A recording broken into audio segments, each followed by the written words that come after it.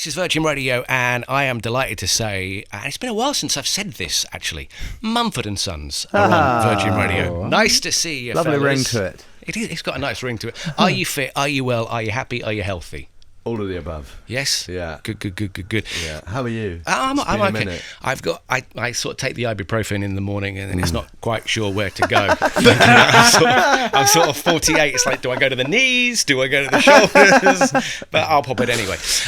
It's been a while, and I was actually thinking about this the other day.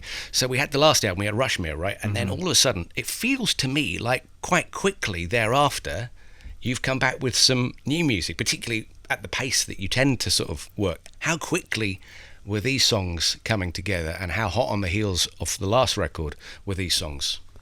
It kind of came all together, honestly. I mean, there's a little bit of a linear journey that Rushmere, at least a lot of the writing came just slightly ahead, but honestly it all feels like one creative period of our life, which was the most abundant period of songwriting that we've ever had. And it was really nice because we had a few years away from each other, and kind of that gave us a bit of an option to either kind of walk or to lean back in. And when we leant back in, it was like, well, what's in there? What's like kicking around? And we found that not only were the songs there, but also a lot of love for the thing that we do. And we're very, very lucky to get to do this for a living. And songs kind of poured out, which made up the Rushmere record. We also made the record with Pharrel, which is the Good People single that came out last year. Yeah.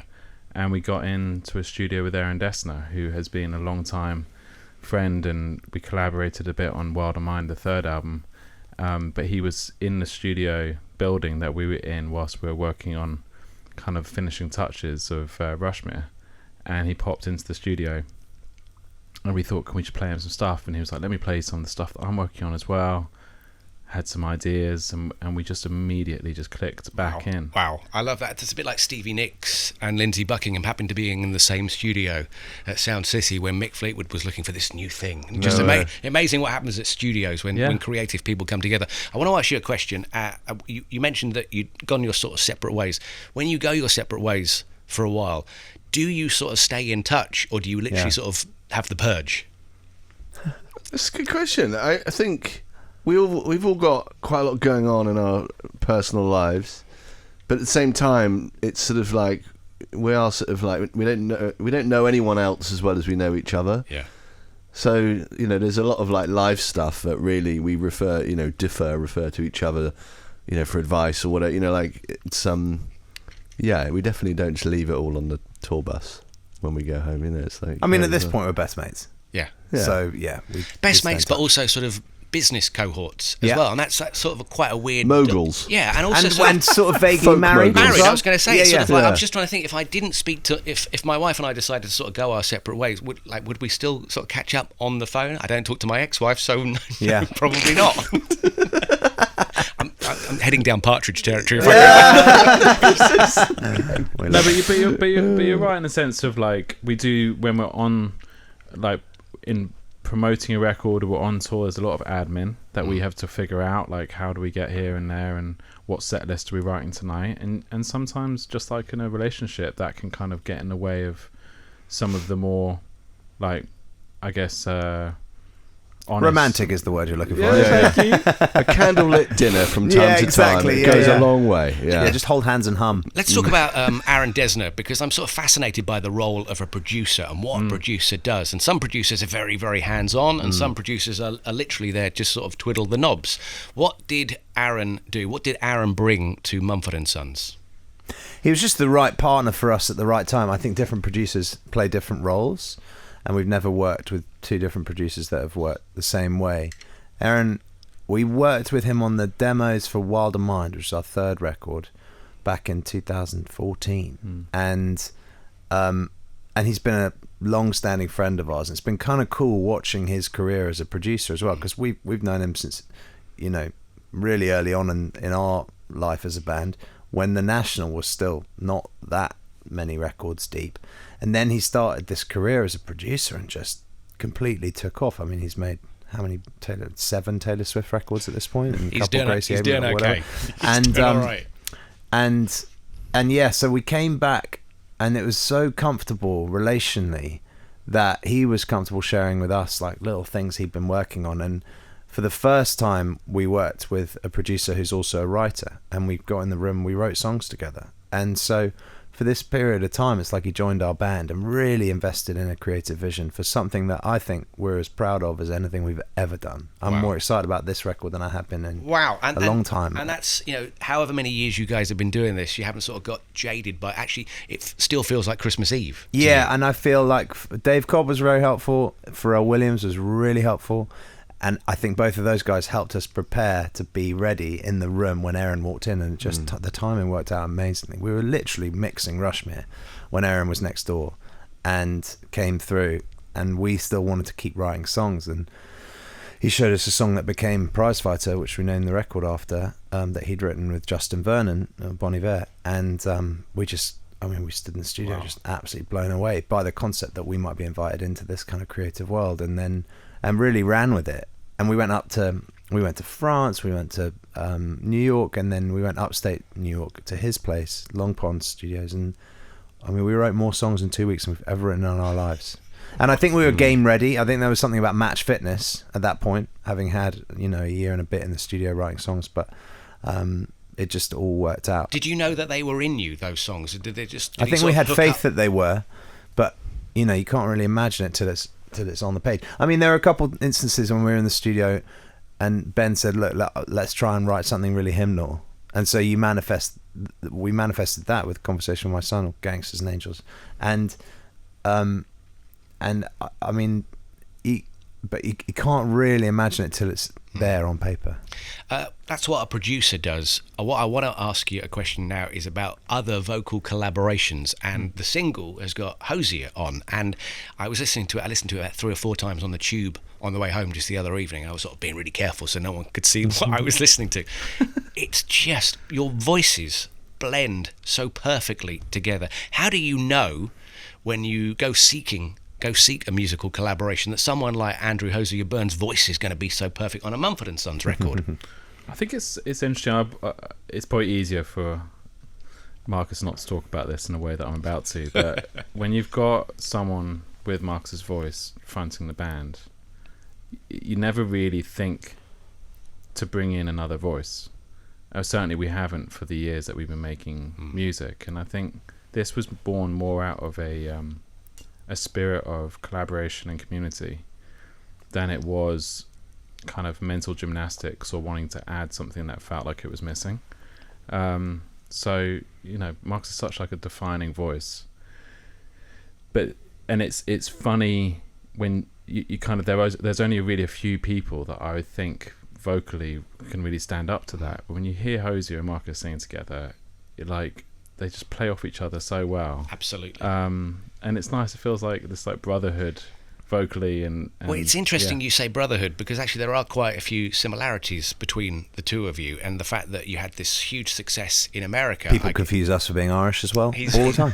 Very tall, very handsome fella is Andrew Hosier Burn, but he goes and has a huge success in America, and you take off very quickly in America too as well. Looking back, did you have an opportunity to sort of take that in, to enjoy that as it was happening, or was it just too stratospheric? I think we're enjoying it now. Really?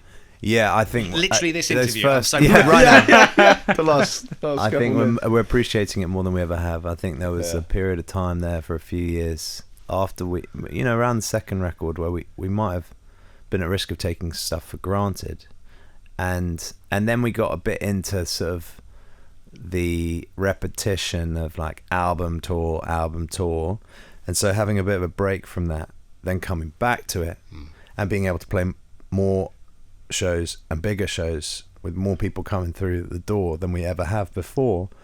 I think we have this like appreciation and excitement for it that we haven't been as present to as we are now. I think that's also been a little bit older and a little bit wiser as well, isn't it?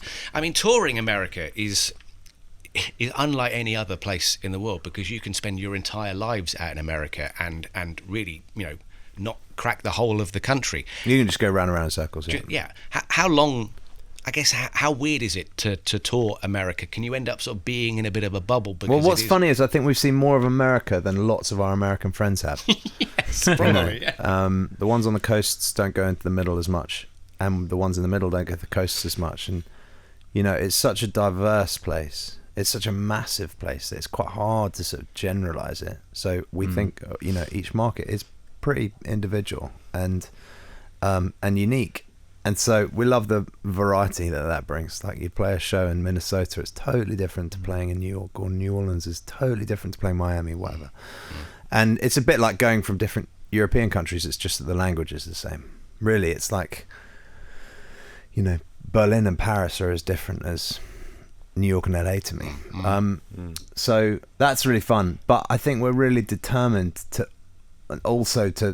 appreciate the fact that we get to go and play in Europe, and we get to play in the UK, like the place that we grew up and the place where two of us still live, and we think of ourselves as a British band. So it's important to us to be able to go to other places in the world as well. Like, Australia has always been really kind to us from like the get-go, and we want to honour that by keeping on going back, and I don't think we'd swap that for anything.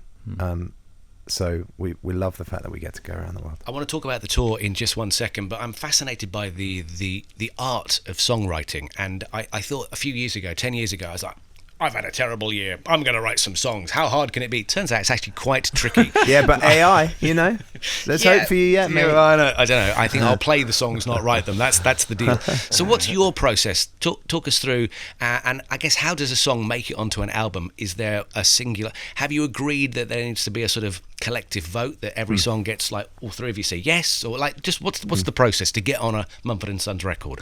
Well, I guess answering that in reverse order... The process of a song getting on the record is kind of on the merits of the song. We tend not to have, we tend not to allow favoritism just for the sake of it around a song. It kind of has to, once it's recorded and mixed, it kind of needs to stand on its own 2 feet. And we try and be as objective as we can, obviously conscious of whoever was the primary writer in that moment. But we do, because no one cares at the end of the day the origin. They care what it sounds like at the end, and if the writing's good, then you can feel the sort of the sentiment in it. You don't need to kind of force it and justify it and explain it. I think in terms of our process, it just varies song to song, and it's interesting working with different producers because they bring out different ways in which we collaborate. We've yet to make an album without a producer. Maybe that will happen at some point in the future, but it's always been good to have a producer kind of guide us through the process. And we've also not gone into the studio without the songs kind of somewhat sketched in our mind, but then there's enough room for writing in the room. The producer can basically be like, you can either bring people up or ask people to back off. So they're all kind of in their own unique way. The process of collaboration, whether it starts with a melody, a lyric, a piece of music, like, it's literally each song is unique to itself, like the process, if that makes sense. Yeah. Tell us a little bit about the tour, and how do you find... I guess what I want to know is, what do you look for in trying to push that touring cycle on and do something a little different? Because I guess actually the business of music is now the touring business. That's where bands make their money. That's where artists get to interact and hang out with their favourite artists. So what do you try and do with each new upcoming Mumford & Sons tour? What's the objective? I think we're lucky in that we really love touring. So I think we've always thought of ourselves as a live band. And I think we've evolved the belief a bit, but we used to say that our records were just adverts for our live show. We actually kind of enjoy the studio a bit more these days. But there's a lot of places to go, as Marcus alluded to, and I think our goal is always just to try and create a really enjoyable and welcoming atmosphere for everyone involved. And then from our perspective, wherever we can, we try and keep it interesting. We just did our second Railroad Revival tour, which started in New Orleans, and we went all the way up to Vermont. Wow. And we were the house band for various guests who came, and it was just it was chaos. It was highly unprofitable. It was, it made no sense, but it's so important for, I think, the soul of this band to nourish, and do things like this. And for our audience as well, it offers people something that's not just like going through the same doors of the same arena to see, a different band. So yeah, it's I think, it's an intentionality we have to make the road a really interesting and stimulating place, because we spend a lot of time out there. So. What's a track on Prizefighter that when we get our hands on it, that we should make a beeline for? Well, Conversation with My Son, Gangsters and Angels, is my favourite song we've ever written. Came together in like half an hour. Ben had an idea for a piano part. I sat on the sofa and the three of us just hacked away at some lyrics. And it came together real fast. And it's about as proud of anything I've ever been that we've done musically. Well, that sort of set it up and sold it pretty good to It's me. almost 6 minutes long though, so you got to strap in. Hey, listen, Freebird is one of my all-time favourite songs, and that's 9 minutes. So I'm good. And But yeah, and there's a song called Alley Cat that was started as a poem that I really love. I can't tell you how excited I am about this record. I love that. I This, love it. This number of albums in, you still are really, Yeah, really and now excited this about record shit. makes me want to make 10 more, because I just feel like we're maybe starting to hit our stride. So Fantastic. Getting the hang of it at last. yeah, It's so nice to see you, and thank you for coming in. Thanks and for having us, we mate. love the single with Hosier, which we're going to play now, and we look forward to getting the rest of the album and making a beeline for those tracks. So Wicked. Mumford & Sons, thank you for your time. so Thank much. you.